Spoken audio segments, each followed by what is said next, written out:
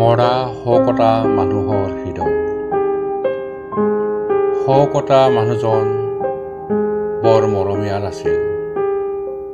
হঠাৎ এদিন শকতা মানুহজনৰ হৃদয় এচটা কঠিন শিল হৈ পৰিছিল। মৃত বুলি ঘোষণা কৰা শৱৰ পিটিকি পিটিকি নিৰীক্ষণ কৰিছিল। শকতা মানুহজনে কেতিয়াবা ৰগৰ কৰিছিল। শকতা মানুহজনে কেতিয়াবা ৰগৰ কৰিছিল। মৰা শৱৰ কেতিয়াবা জীয়াই উঠা হ'লে বৰ আনন্দ পালোহেঁতেন।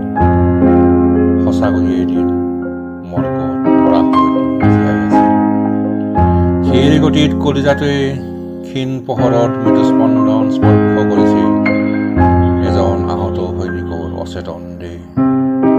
তাৰ পিছত হোৱা দোৱা লাগিছিল সৈনিকজনে জীৱন ঘূৰাই পাইছিল। শকতা মানুহজনে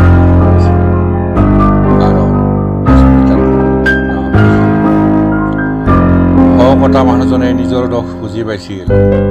মানৱতাই মোৰ কাম আছিল শকতা।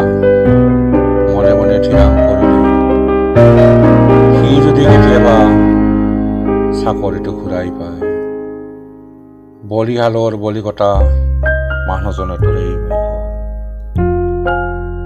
বলিহালৰ মানুহজনৰ দৰেই হম। বলিকটা মানুহজনৰ কাৰো মুখলৈ চোৱাৰ সময় নাই।